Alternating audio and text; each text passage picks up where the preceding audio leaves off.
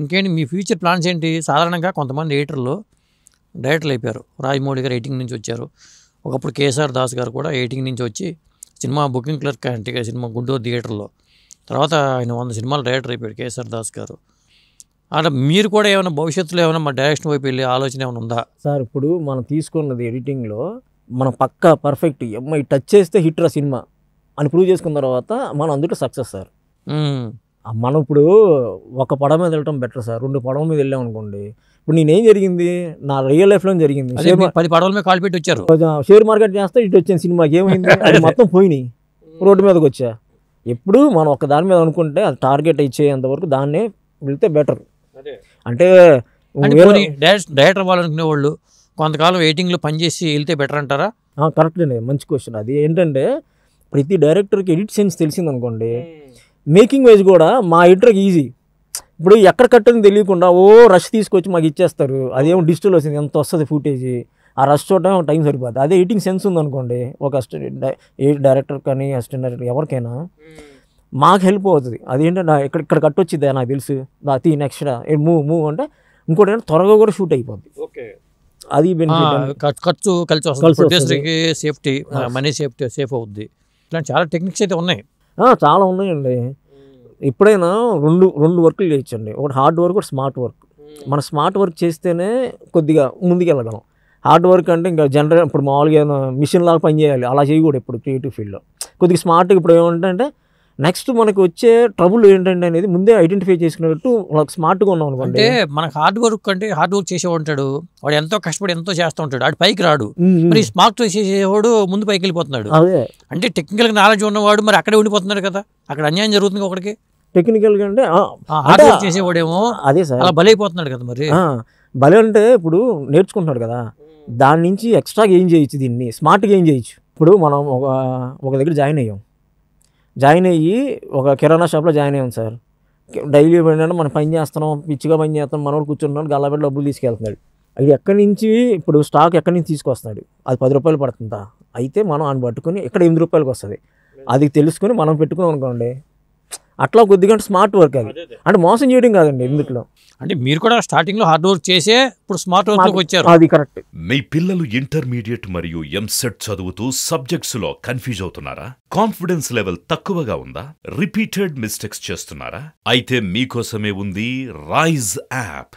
1 lakh question bank, performance analysis, online classes by experts, ఇంకా మరెన్నో features తో మీ ముందుకొచ్చింది రైజ్ ద పర్ఫెక్ట్ గైడ్.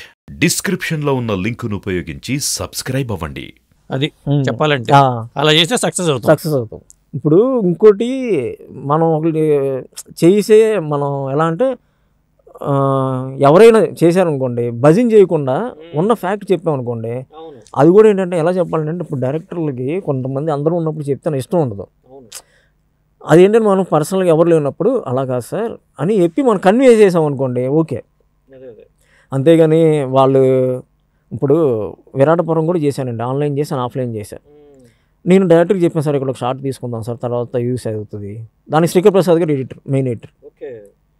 అయితే అది తీసుకుందామంటే తీసి ఇచ్చేవారు. అట్లా ఇంకోటి అంటే మనం చెప్పి అలా చేయించుకుంటే బాగానే ఉంటుందండి. ఇంకోటి ఏంటంటే నిడివి పెరిగిపోయింది, కొంత ల్యాగ్ వచ్చింది అని విమర్శలు వస్తాయి, రివ్యూలు వస్తాయి. ఆ తర్వాత కొంత తగ్గిస్తే సినిమా ఏమి దెబ్బతిందగా, ఏమైనా దెబ్బతింటదా? కంటిన్యూటీ ఉంటుందండి. ఏమండి ఇప్పుడు ఎలా అంటే థియేటర్కి వెళ్ళగానే ల్యాగ్ అని ఎందుకు ఫీల్ అవుతారంటే ఆ సీన్ కొత్తగానే ఉంటుంది. అది ఏంటంటే చూపించడం అనేది కొద్దిగా కొత్తగా డిఫరెంట్గా చూపించారనుకోండి, ఇంట్రెస్టింగ్గా, అప్పుడు ఏంటంటే ఆడియన్స్కి ల్యాగ్ అనిపించదు. ఇప్పుడు ఎన్ని సినిమాలు వచ్చినాయండి, ఇప్పుడు చూసి ఏంటంటే ఈ సినిమాలో చూసామరా మళ్ళీ ఏంట్రా ఈ సినిమా ఎలా వస్తుంది సీను, దాన్ని వాళ్ళు ఏమనుకుంటారు ల్యాగ్ అనుకుంటారు. ఇంకోటి కొన్ని సీన్లు నేనే చూసినప్పుడు వేరే సినిమాకి వెళ్ళినప్పుడు బాగా తీసేయచ్చుగా, తెలుస్తుందిగా అని మనకి అనిపిస్తుంది. అనిపించినా కూడా అలా అనిపించింది అనుకోండి, ఒక సినిమాకి సపోజ్ 2.5 గంటల సినిమాకి అలా అనిపించింది అనుకోండి, అలా కట్ చేసుకుని వెళ్ళిపోతే మీకు గంట సినిమా కూడా ఉండదేమో. అవునవును, ఒక్కోసారి ఆ ప్రమాదం కూడా ఉండదు. ఇంకోటి మనం చూసి అలా అనుకుంటాం, టేబుల్ మీద చాలా జరుగుతాయండి. మనం డైరెక్టర్లు కానీ ఎడిటర్లు కానీ ఎవరిని తప్పు అంటాను, ఎందుకంటే వాళ్ళు స్క్రిప్ట్ సంవత్సరం నుంచి ఫాలో అవుతారు, ఎడిటర్ ఉన్నాడు, వాళ్ళిద్దరూ లేదండి ఇది వర్కౌట్ అవ్వాలి, ఇద్దరు డిస్కస్ చేసుకునే పెడతారు, ఊరికేం బెటరు. ఇక మూర్ఖత్వంగా లేదు నేను దీన్ని ప్రేమించాను, ఈ సీన్ నాకు కావాల్సిందే, ఇది లేకపోతే నేను సినిమా రిలీజ్ చేయను అన్నారు అనుకోండి, సరే పెట్టేయండి. ఎందుకంటే డైరెక్టర్ సినిమా ఇది, మనం చెప్తాము వినలేదు అనుకోండి. హీరోలు ఏమన్నా ఎడిటింగ్ రూమ్కి వస్తూ ఉంటారండి, వచ్చి చూస్తా అబ్జర్వ్ చేస్తూ ఉంటారా ఎట్లా జరుగుతుంది నేను చూసుకోవడానికి? మా ఎడిట్ చేసిన తర్వాత మొత్తం అయిపోయిన తర్వాత వచ్చేవారండి చూసుకొని మామూలుగా చూసి కరెక్షన్ చెప్పేవారు కదండి. ఎక్కడైతే నాకు తెలియదు. అంటే ప్రవీణ్ గారి దగ్గరికి కానీ అక్కడ మాకు వచ్చేవారు, విజయ్ గారు వచ్చేవారు, మళ్ళీ సూర్య గారు, కార్తిక్ గారు వచ్చి ఫైనల్ కాపీ అన్నమాట చూసుకునేవారు, కరెక్షన్ చెప్పేవారు కాదు, చూసుకుని ఓకే ఇట్లా వచ్చింది అంతే. ఇదేమన్నా తీసేస్తే బాగుంటుంది అట్లా ఏమన్నా వాళ్ళు ఏమన్నా సజెస్ట్ చేస్తూ ఉంటారా? అస్సలు సార్ వాళ్ళు తమిళ వాళ్ళు కొద్దిగా డిఫరెంట్ సార్. ఏంటంటే నా పని యాక్టింగ్, ఏమైనా ఉంటే వాళ్ళు షూట్కి వెళ్ళక ముందే చెప్పుకుంటారు. షూట్లోకి వెళ్ళి వచ్చిన తర్వాత నేను ఇలా చేస్తా, నేను ఎట్లా అని నేను చూడలేదండి. మరి ఇప్పుడు నేను విజయ్ గారితో పని చేశాను భైరవ, నేను ఆన్లైన్కి వెళ్ళాను. అసలు ఎంత సైలెంట్ అంటే డైరెక్టర్ ఏమైనా ఉంటే దాని ముందే బిఫోరే ప్రీ ప్రొడక్షన్లోనే ఈ సీను కొద్దిగా మారిస్తే అలా మాట్లాడుకుంటారేమో, కానీ షూటింగ్ స్పాట్లో మాత్రం మార్చడం అనేది లేదండి, నేను చూడలే. మోస్ట్లీ వాళ్ళు బౌండరీ స్క్రిప్ట్తోనే వెళ్తారు, అటు హీరోలు కూడా అసలు డిస్టర్బ్ చేయరండి, ఏమీ లేదు. దీనికి వెళ్ళాను 3 days వెళ్ళాలండి రామారావు డ్యూటీ. ఓకే, అది కూడా అంతే, నేను ముందే. ఇప్పుడు ఈ మంగళవారం సినిమాకి మంచి ప్రశంస వచ్చింది, ఎడిటింగ్ పరంగా, ఈ రివ్యూలో వచ్చింది, ఎడిటింగ్ చాలా బాగుందని. బహుశా మీకు దీనికి ఏమన్నా అవార్డు అనేది వస్తుంది అనుకుంటున్నారా? సార్ మనం అవార్డు వస్తుందని చెప్పి ఎప్పుడు చేయకూడదు సార్, మనం నేర్చుకున్న వర్క్ చేసుకుంటూ వెళ్ళిపోతే బెటర్. వచ్చింది అనుకోండి వెళ్ళని గుడ్, రాకపోయినా కూడా మనం రాలేని కుంగిపోకూడదు.